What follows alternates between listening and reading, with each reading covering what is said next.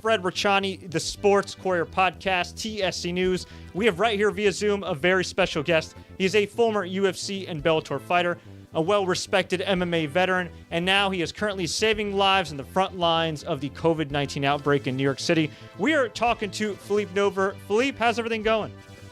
I'm good. How are you? Thanks for having me. Doing all right, man. It's good to see you safe. It's good to see you sound. I would imagine it's been a crazy couple of months for you. I guess for anybody that's not up to speed on what you've been up to lately since you retired from mixed martial arts, can you let everybody know what's going on? Besides having an MMA career, I was always a nurse, and I've actually worked in the ER initially back in 2005 to 2007 or 8, and then quit nursing, went into fighting full time. Then I balanced it all out and continued fighting along with being a registered nurse. And I've been working in a Brooklyn hospital in the cardiac cath department for almost about 10 years now. So, and New York, right now, I mean, as of today, we're having a pretty good downtick in COVID patients. And I'm actually back in the cath lab covering cardiology patients like I originally was assigned. And I'm glad that we're experiencing lower COVID-19 admissions. I'd imagine, though, initially it got pretty crazy. You talked to MMA Fighting's Damon Martin about that and everything. I mean, how fast did it go from 0 to 100? Probably in about from a week or two. I'd say it was early March to mid-March was like when it just went 0 to 100. Where we were already, our hospital luckily was, we had, I would say, adequate PPE for the most part. We did ration it, and we were responsible with who's going to get it and how we're going to use it. That's the personal protective equipment like masks, gowns, gloves, those things. And we were ready. We had meetings. I remember that a few weeks we said, listen, we're going to have COVID-19 patients possibly. We're preparing for an outbreak, and our management and our team was ready. We began our cross-training scenario where I was going to be deployed to the emergency room, and some of my colleagues were going to be deployed to the rapid response code team, which I did both pretty much. I remember when we even said like, oh, we have one COVID-19 patient in the hospital, and like no one could know about it. Until another, like just a week or two after that, it was just like full blown 95% of the hospital was COVID-19. And all the units that were originally just isolation, it was pretty much reverse. It was like maybe like 5 beds were not COVID and everything else is COVID. So it was like almost no way to control and contain it at one point. But luckily, as you probably see and everyone's watching the news, you see that we're on this plateau and now we're on the down end. So we're just trying to keep that going. You fought some killers over the years in mixed martial arts, but when you got into nursing, I would imagine you thought, okay, I'm going to be saving lives, but you probably didn't realize, oh my God, I may have to fight for my own life in this different arena. Was there ever a point in time over the last couple of months where you thought, oh man, like I'm legitimately worried about my safety? I would say there were definitely points in time where I was worried that I would contract this respiratory illness and get sick. Especially, I would say more so when I had people that I know get sick, and even colleagues of mine, because we are at the hospital technically on the front line. So that's pretty scary, but nothing compared to when I stepped into a cage to fight a professional fighter who was trying to kick my head off. I think that was scary as enough. I know you probably want to know which is scarier. I would say that's a bit more scary. I would say, but both of the times I'm pretty focused and just applying the skills that I learned to what task is needed. So even when I'm in the COVID unit, when I formerly was running around like a crazy man during these codes and being part of the team, it was difficult, but I always made sure that I had my mask on, I had my gown on, always washing my hands. It was a routine where I would pretty much just constantly be washing and, removing my shoes in my car and like just very cautious. I've definitely loosened up since then. Now that there's a downturn, but we'll see what happens. Based on your estimation and your direct experience, what was the age range of the patients you primarily had at the hospital? I would say that the primary age was 50 and up. 60 and 70 would have probably an increase in mortality. And if you have comorbidities, something minor like high blood pressure, diabetes, if you add that on top. And I've actually had a lot of overweight, obese patients that were actually younger, which was surprising. Usually like 99% of these people have comorbidities and are older, but there are a few that we do see that have no comorbidities and they just had sort of like the poor luck of the draw. It's pretty scary to think that, especially being a young, healthy person like myself. And, but there are very, very there are chances that a young, healthy person can get sick from this and it can be fatal. But for the most part, we're seeing older folks. So the good news is things are starting to plateau a bit. Obviously, the country needs testing and tracing, needs more tests, and obviously eventually some real reliable treatment and a cure. But on the bad side of things, Governor Cuomo's talked about how there's this kind of mysterious illness now that's affecting kids. And I don't know if you've dealt with any kids directly in your unit or any colleagues have, but have you seen anything like this lately? And kind of has it grown or something that we should be on the lookout for throughout the country? I definitely would always be on the lookout for any childhood illness like that. I haven't personally seen it. I've spoken to colleagues and I've watched the news as well.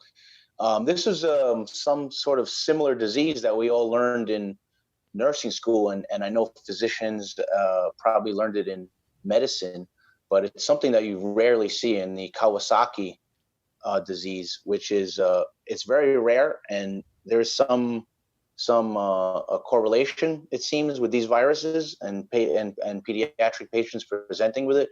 But as far as my personal experience, I don't quite know as much information, and I haven't witnessed it. So I'm not in peds. That takes a different level of heart, I think. I can't handle that. Have you seen people that have recovered that end up having pre-existing conditions after this, any permanent lung damage or anything like that? Or for the most part, you've seen people fully recover?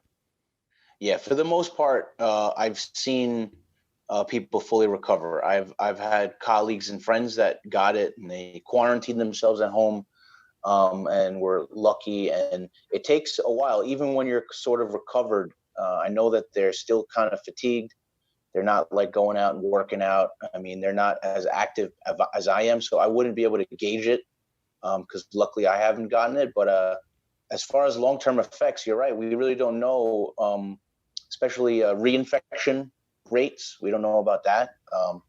So could you possibly get sick again with this disease, with another strain of it? Is it mutating? There's so many questions and so many variables that we're only learning day to day and collecting the data on. So, but as far as like my immediate friends who've contracted it, who've had fully recovered, they're pretty much back at their normal state of being. Now, I believe, correct me if I'm wrong, I believe you're a Jiu-Jitsu black belt. Yes, yeah. I actually got my black belt back in 2008 or 9. That was under Alexander Soka. And since then, I've been training at Renzo Gracie in New York City, and Renzo just gave me my 3rd degree black belt. Congrats. So, I mean, I love jiu-jitsu. It's one sport I'm still active in. Before this pandemic, I was still active. So yeah. Still being an athlete to this day, being a jiu-jitsu black belt under Renzo Gracie, no less, how much does it suck to not be able to roll with the guys and keep your skills sharp? Wow. Yeah. The last time I rolled was oh my God, it's been months. And I know some of the guys are training still, and that's their career and that's their profession and enjoyment. But it's just for me to go down there, and have to, it's too high risk, especially I could be a carrier and someone gets sick, obviously it would be me to blame. So I don't want to be showing up at the gyms and training on the down low and contracting. I mean, and getting other people sick. This is pretty much, jiu-jitsu is pretty much the most contact you can ever get with someone in any sport. You're literally on top of each other, sweating each other's faces. So it's like there's no barrier. So this is going to be a tough sport that people will have to be confident to come back and train, and I hope that we can in time do that. Do you think it's ill-advised for UFC to continue to run shows? Now, full disclosure, from what I understand, UFC is doing 2 types of COVID tests on top of everything they do at USADA, and I give them a lot of props for that. They're certainly doing more than WWE and some other organizations are still running, but obviously there is still a risk. If Dana White gave you a call randomly out of blue and said, "Hey man, is this a good idea?" What would you tell him? I say it's a great idea. This is a wonderful idea from multiple perspectives. First of all, there's a risk. There's risks in everything, and you're dealing with athletes. We're dealing with fighters. Obviously, it's a high risk situation. I remember speaking to another journalist, and he asked me the same question, and I said, if Dana White wants to throw a UFC, if he can get everyone tested, have everyone temperature tested, have COVID-19 nasal tests, and even further, if they want to do blood tests, and people come out negative and they're not sick, then let the healthy people proceed to compete. So, and that's what he did actually. So I think that this is from one perspective, that's a great idea, and from a business perspective, we're looking at no sports on television at all right now. So anything we could throw on there would be a great opportunity for the UFC. And I know all the fighters who fought on the card were willing and able, and they even said that a lot of them were interviewed and they said, listen, I'm here. If I was sick or I need a quarantine, I'll do that. But right now they also have a living. They also make a living doing this. And hats off to the guys who went out there. And actually, I do believe in the first Florida fight that they had, Jacare tested positive, and so 2 of his cornermen. So it's good. They nipped it in the butt, and they quarantined. And furthermore, no, it doesn't look like there was anyone who got sick or any issues. And I think that as we move forward, which we really have to do as in the United States, we have to move forward. We have to get businesses going again. And little by little, like this month, we're opening up, but it's just got to be smart and regulated, sort of. I really appreciate that perspective, by the way, because again, you're somebody that's on the front lines, but you're also a former UFC fighter, and you could speak intelligently about this. And at first, I was one of those people that was very apprehensive, and it's like, okay, this is a really bad idea. But when I saw they were testing, I said, you know what, this could possibly work. And from what you're saying, I mean, that makes a lot of sense. I think here's the thing that I think a lot of people might retort, right? And even people that aren't necessarily MMA fans, it's like, okay, it's great that all these fighters, all this staff, all these cornermen can all get tested. They get multiple tests. If they're negative, they can fight, they can participate, whatever. But meanwhile, in the rest of the United States, for the average civilian, it's hard to even get a test, even if you're symptomatic. So, obviously New York, New Jersey, where we're at, it's a lot different from, a rural area or other states that may not have the access to the type of testing that we have here in the tri-state area. So realistically speaking, I mean, neither of us are politicians, decision makers, anything like that, but realistically speaking, what would it take for, say, like a state like New York, New Jersey, or Texas, whatever, to safely be able to reopen up? Do we have to get to the point where we have sanitizing stations like China? I think there's going to be, obviously, it's never going to be the same. I tell you that much. Yeah. We already know that, and it's going to take massive testing. That's for sure. People are going to be. It's not going to be the same amount of people allowed in businesses. The occupancy levels will be definitely different. And there will be a certain amount of population who aren't cool with going out anymore. They might not want to go into a restaurant and sit down and have someone else prepare their food. So we're seeing different things happening. And then also it's even from a business perspective where people had to go into an office, maybe half the people never even had to go into the office and they could do everything from afar. So there's definitely going to be different things going on as far as what our country is going to look like. Is it going to be like sanitation facilities like they have in China? That's very possible. I mean, everyone's Purelling and everyone's running around with masks now. I know China had SARS-1 and MERS at one point in different parts of Asia and the Middle East. And they were a few steps ahead, I think, because they had these these mass outbreaks. And now I've never thought that I'd see Americans and New Yorkers wearing a mask all over. So we might have, if we open up the subway again, I mean, like, how are we going to enter the subway? We were like packed in there like sardines before. That can't happen anymore. So we're definitely going to see a culture change. Businesses, a lot of them will not reopen. It'll take, I honestly think it might take, to go back to normal will take a few years, even if you consider it normal.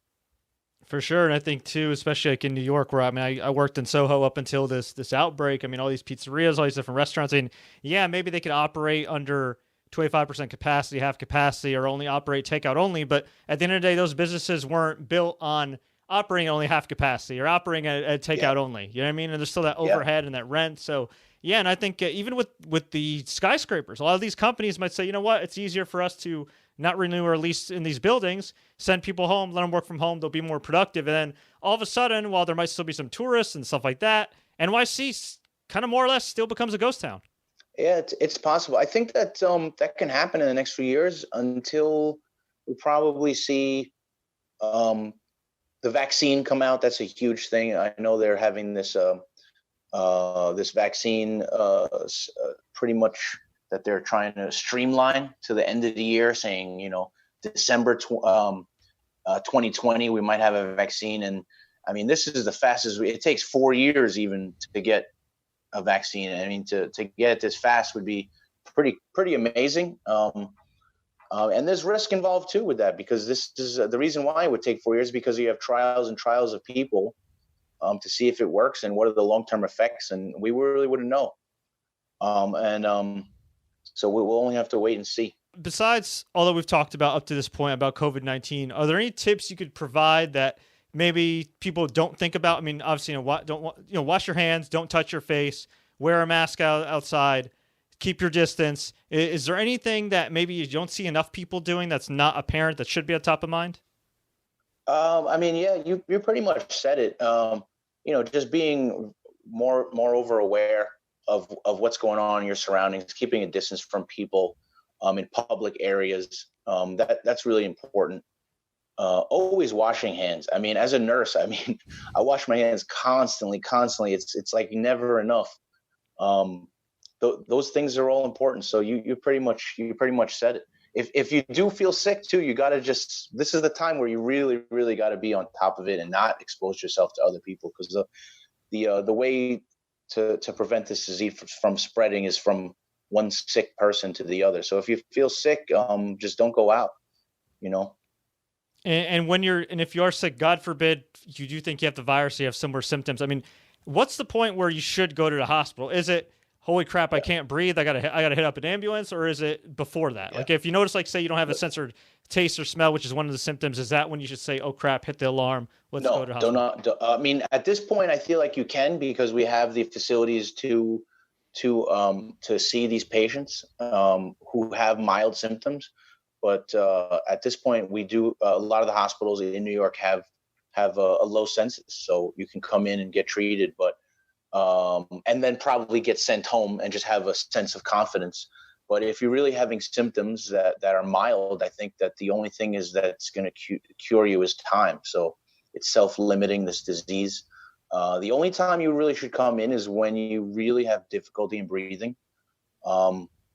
That is one of the huge factors there that can, and the way you test that is sort of if your fever is also uncontrollable, if it's very high, even with Tylenol, taking that a number of times a day and it still doesn't come down, and you should come to the hospital. So difficulty in breathing, if you have a little saturation, finger saturation thing, some people have them, they bought them online now, and if it's less than 95%, that's an indication as well. So I remember over 6 weeks ago, a month ago, we weren't even testing people because we didn't have enough tests, and they had all the symptoms. And we basically said, listen, we're not going to test you. You're going to go home in quarantine, and it's just going to run its course. And these were, usually younger people without any comorbidities, and they were pretty stable, but just frightened. Just a lot of people were frightened. Yeah, understandable. And hey, great information, man. And Are you and any of your colleagues worried about a potential second wave? That's what we're hearing about now. We've kind of plateaued. We've flattened the curve. Obviously, there's still a lot of cases. Unfortunately, still a lot of deaths in the country. But things are getting better. Are you worried about the wintertime? I would say that anything is possible. And if I honestly had to pick between the two, I would say we will probably experience a second wave of this, this disease. And whether would it be something as high as when we originally saw a few months ago, it's yet to be known. But I think that the way that influenza works, and if you look at history, I think there were 3 waves of the Spanish flu in 1918. There were 3 different waves that killed so many people. Now we have technology on our side and medicine on our side that's very modern. But at the same time, this virus mutates very fast, and we might not be able to. Who knows what can happen? And how long can we shut our economy down? I mean, we are still in quarantine in New York, and we're still on lockdown. And there's a lot of people going out. I'm guilty of it. I'm stir crazy if I stay home all day. So if I go out, I wear my mask. But when I see other people, there's so many people out. There's so many people. So we'll see what happens. Hopefully that's not the case. But would you say too that with New York in New York specifically, with New York experiencing all of this initially, being kind of like the epicenter and everything, do you think hospitals now will be better prepared? God forbid there is a second wave. Absolutely, I think hospitals now have definitely changed. So we hospitals before did not have the capacity of ICU level care, and a lot of the hospitals were basically converted their entire hospital into ICU level care or emergency. And they also hired a ton of travelers. So even New York's got the Navy boat that was there, and it was sort of a backup, and it wasn't really needed. But this is like we have the tools. If there starts becoming an uptick, what I'm really worried about, and the worst possible case scenario is if we start opening up and we get a huge uptick and we have to close again. That would be like the Great Depression. I mean, this would be crazy. So that's what I know that probably the government and Dr. Fauci and everyone is worried about. So. Yeah, we definitely got to be careful. I mean, you make the argument a lot of these stock prices right now are kind of inflated and everything because they're trying to prop everything up, and it's just there's definitely that risk economically and of course health wise. But again, super appreciate all the information you're providing there, and not only appreciative of the information you're providing about COVID-19, but also the support you've had for a charity that I'm also involved with and have been for a decade now, which is Bullying We're Kickin It. Hi, Phillipe Nover here. Hi, I'm Eddie Alvarez. Bullying, we're kicking it together. It is the number one anti-bullying nonprofit organization in the country. They have the only anti-bullying center, physical center, in the entire country as well, in New Jersey. Can you just talk about your involvement with Kickin It and the great cause that they're a part of? Great. So Gina Marie, we actually have been in contact, and we've been friends for years. This is going back probably about 10 years. So throughout my career in the smaller shows, even in Bellator and the UFC, they've always been supportive of my career. And I actually went to their headquarters in New Jersey a couple of times, and I did some cool appearances and met some of the kids. And they just have a wonderful cause. And I love going there and speaking to the kids and just shining light on a situation at the time where kids were getting bullied, and it just to show that it's not cool, and kids can be damaged mentally and physically in the long term just from some bullying going on. And I'm happy to be part of that organization, and it's a great organization. I really hope that they do okay after this outbreak and everything can go back to normal. And speaking of back to normal, let's get to some positive news. Of course, MMA, at least on the UFC side, is back up and running. You are still active in Jiu-Jitsu, but obviously will take some time to get back to normal there. So let me ask you some MMA questions. First and foremost, have you thought about going back and entering in different grappling tournaments? Yeah, I thought grappling would be cool. I actually did a tournament. Actually, not a tournament. I did a grappling match. When was that? I think it was January this year. So that was really, really neat. Had some fun. I went to a draw. So, and I've been training. I've been going to Renzo's a lot. I train with all those top killers there. And I also go to Renzo's Brooklyn, and I train with a lot of killers there. And I'm just having fun with the sport and hoping not to get injured. So, who knows when we get back to normal, if I can start training again. And if I ever compete, it would likely just be in a grappling tournament or a super fight like I had earlier. Who is your dream grappling opponent? I don't even know. I'm at the point where it's got to be like someone who's like a veteran fighter, maybe a little older, and is not specifically grappling. So I want to get maybe a retired UFC fighter like myself, like an equivalent guy, and anyone from my era, from the 2008 to 2015, whoever competed there in the lightweight division, those guys are the younger guys, and the strictly grapplers. They're pretty damn good, especially at leg lock. So yeah, gotta be careful there. And dude, you mentioned it, 2008 to like 2015. I mean, from 2008, I'd say to around 2011. I mean, that was a major. There was a wave like in the mid 2000s, but I'd say from 2008 2011 with the rise of Brock Lesnar. I mean, that was a huge boom period for UFC. Of course, you got to throw in Anderson Silva and George Rush St. Pierre there as well. What was it like being a cog in that massive wheel at the time? That was crazy. I think every time I had a fight, and I had anyone there at the fight, I was like amazed just to see who was on the card. I remember always researching, this guy's on my card, and I would research more in my weight divisions. But it was I was obviously a fan of the sport too, and a fan of the other guys on the card. It was just amazing to meet these guys and and be part of it. It was crazy times. And in a weird way, you're also uniquely qualified to talk about empty arena matches because you fought on The Ultimate Fighter, got to the finals, and ended up joining the UFC, of course, and later Bellator. Do you think in a weird way the UFC actually conditioned its fans to be into these empty arena shows because of The Ultimate Fighter? I would say it's very possible. What's weird? When I was on The Ultimate Fighter and I fought it was like a gym. We fought in the Ultimate Fighter gym. And nobody was watching but the two teams and a couple of other folks, and that was about it.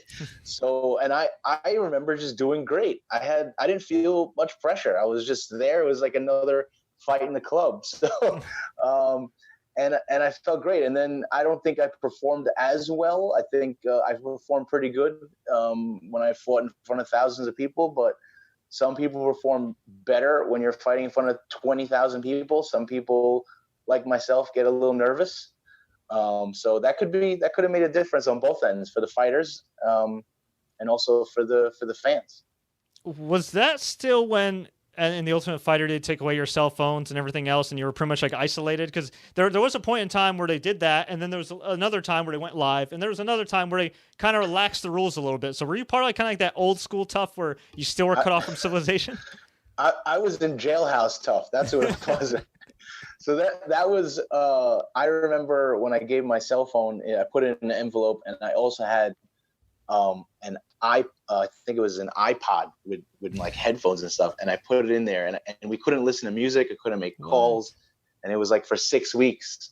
We didn't have TV. I think it was a great experience though, because I had like no distractions whatsoever of outside life, and all I did was focus on like my training, and I think I made leaps and bounds when I was training there, just being focused. But I remember when I got that envelope back of my property, it's like a jailhouse property envelope. They're just like, all right, you're out of jail, here you go.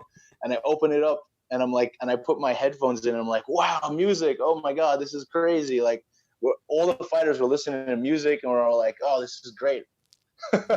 What's the craziest, wackiest injury you've suffered in MMA?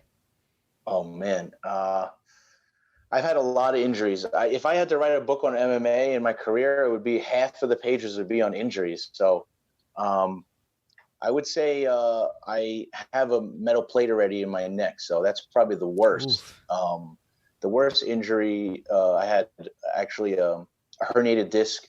I think it was C5, C6, and that was like a constant nagging pain. And then I got an MRI, and back in 2010, I actually had surgery. I had a total disc replacement. They went in anterior approach, and now I'm like parked cyborg. And I actually took some time off, and I started fighting again after that. So that's one of probably my worst injuries. But right now, it's not the nagging injury. I'd say later in my career, I had this nagging injury, plantar fasciitis. Probably since about 2012, I had plantar fasciitis in one of my feet, and man, it's like this band in your foot that it just never heals. You might think it's healed, and then you go work out again, and it's like, oh, there's that pain again. It's right on the bottom of your foot. A lot of athletes mostly runners have plantar fasciitis.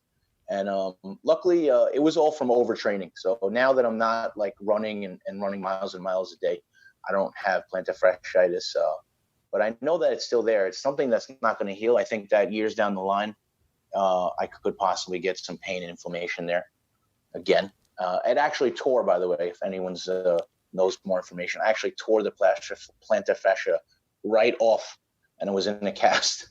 So that's how bad it was. Ouch. But would you say overall, though, I mean, you're feeling pretty good 3 years out of the game?